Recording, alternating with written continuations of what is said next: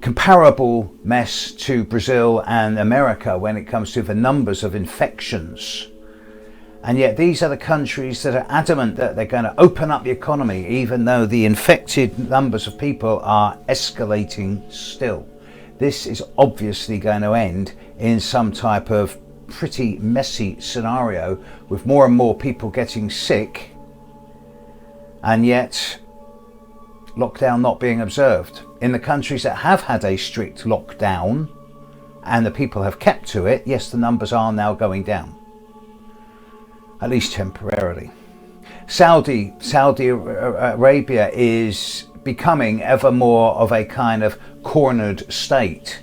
The number of other countries that are beginning to sort of wag their fingers at it and say, no, look, you're a bit of a pariah, you've got to do something about this, about a number of things, whether it's the suppression of women, whether it's political dissent or lack of human rights issues. Saudi's digging a hole, as is India. So this eclipse is not going to be beneficial for either of these two countries. So we've got the eclipse and the solstice within 12 hours of each other, plus we've got 5 or 6 planets retrograde. Put those three factors together, you've got the recipe for a pretty intense period of events and situations developing over the coming week.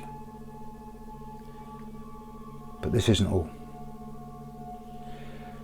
For those of you who are serious about your astrological and to a lesser extent your astronomical studies, I urge you to look at not just the geocentric horoscope, which is where we put the Earth in the center, and whenever you do a horoscope reading for a client or a friend or a member of family, you're looking at geocentric astrology.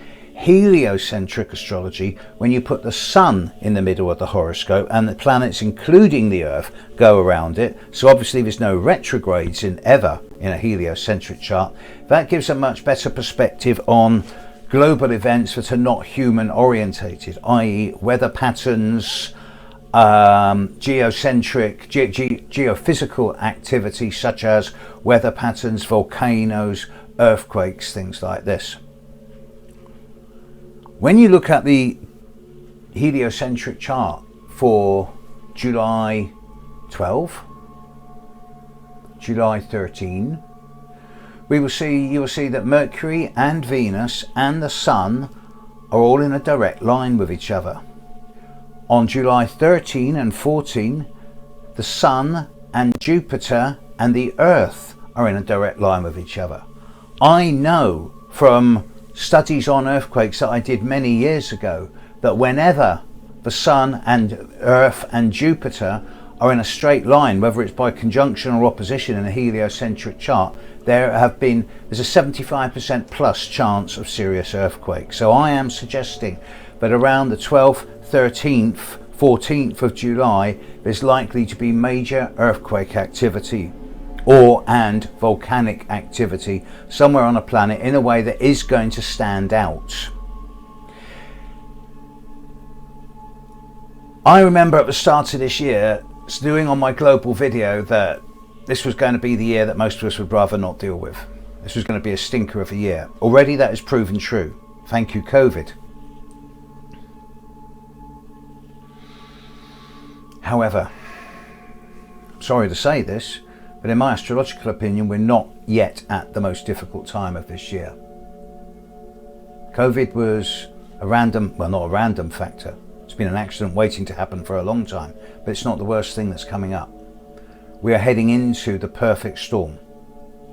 And there are two separate waves to this. There is the time of now through to the middle of July. But then there is the time also, well, there's two other times. From a geocentric perspective, I am looking at the middle 10 days, particularly the third week of August, when Mars in the sky will be squaring Jupiter, Saturn and Pluto. And that's going to have a human effect, as in that's likely when there's likely to be quite a lot of sudden developments, whether it be economic warfare, cyber warfare, and hopefully not military warfare, some type of aggression around the third week of August. But this is then followed by the new moon on October the 16th and then the full moon on October the 31st. Now, if you look at it from a geocentric point of view, the new moon on October the 16th, the sun and moon at 21 degrees of Libra, I think, will be opposite Mars in the sky and square Saturn, Uranus and Pluto, which in itself is a bit of a stinker. And that's the last pass from a heliocentric perspective of the big squares, oppositions, conjunctions of this year, because by the time Mars is moving forward again and squares Pluto, it will be mid-December, by which time both Jupiter and Saturn will have moved into Aquarius. But for those astrologers stroke astronomers out, you look at the heliocentric chart for the 31st of October. In that chart,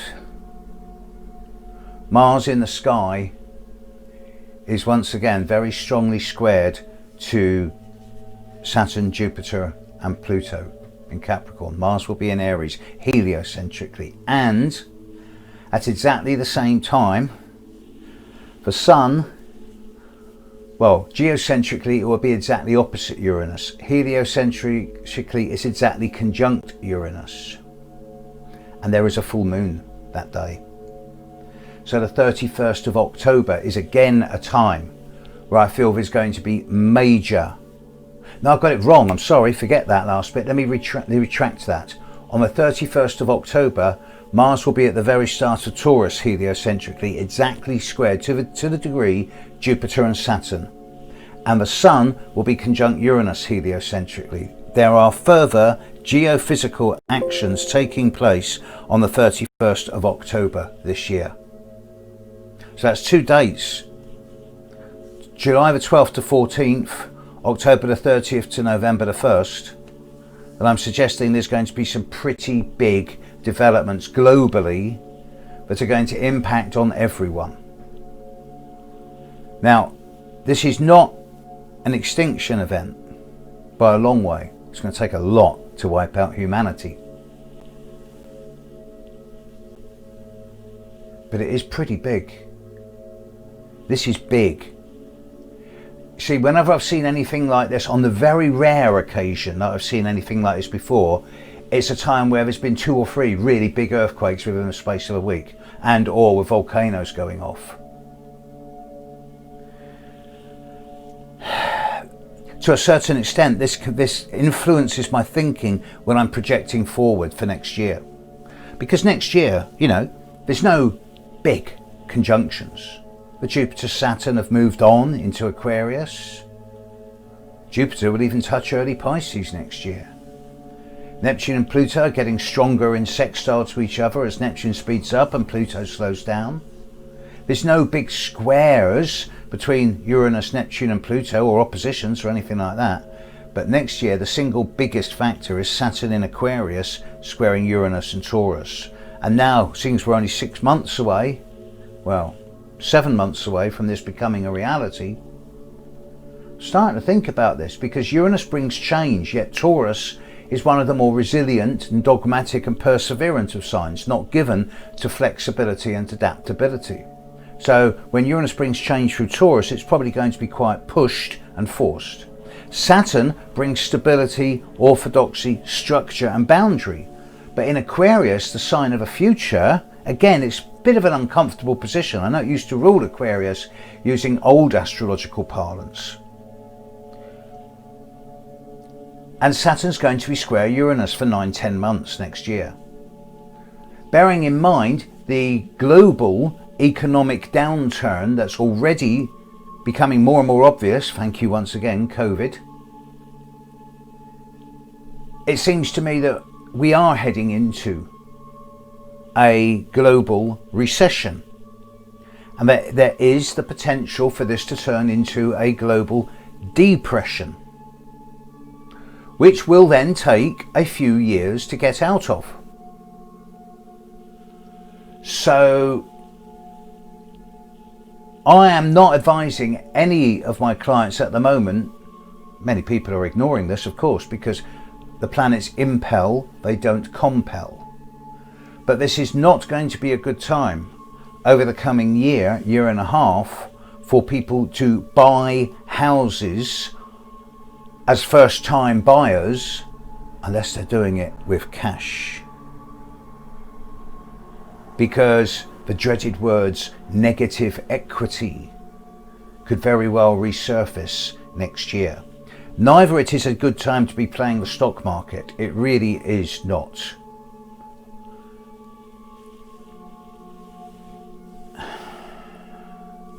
I don't wish to be too down about all this, but I don't think I've ever seen, at least not for a long time, not since the late 80s, have I seen such a condensed and elongated period of challenging and intense astrological activity such as what we're going through now.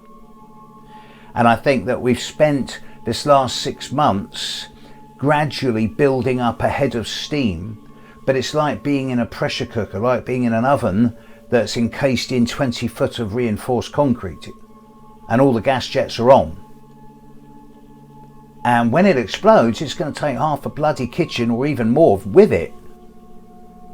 So there's going to be some really big developments soon. And there's very little that we can do about this as individuals or even as governments. But certainly my advice to individuals is not to let the events of the next month or so faze you too much, to make sure that you just keep as positive as you can and carry on. Because I stress, this is not an extinction event, but there will be repercussions from this next month that will echo a long time into the future. So perhaps the single best thing we can all do over this next month is tread the middle path. This starts in the next 24 hours. The sun is at the solstice point. The sun is overhead over the Tropic of Cancer in the southern hemisphere. In the northern hemisphere, we're entering the shortest night. In the southern hemisphere, you're entering the shortest day and the longest night. After this, we gradually and slowly begin to work back towards the equinox, equal day and night all over the globe in 3 months' time. But we're at solstice, sun still in Latin point now. So perhaps right now, it's a very good time for us to stop. Just as lockdown is ending, at least in Western Europe, in a way, and people are getting back to work relatively safely. The virus is still around, but the numbers are dropping rapidly in Western Europe because we've done the lockdown. But the tendency to go to extremes in the short-term future, to go over the top, to overreach ourselves, is going to be big. The wise person will still be taking a very cautious approach to the future. More on this in the next few days. Catch you later, world. Bye.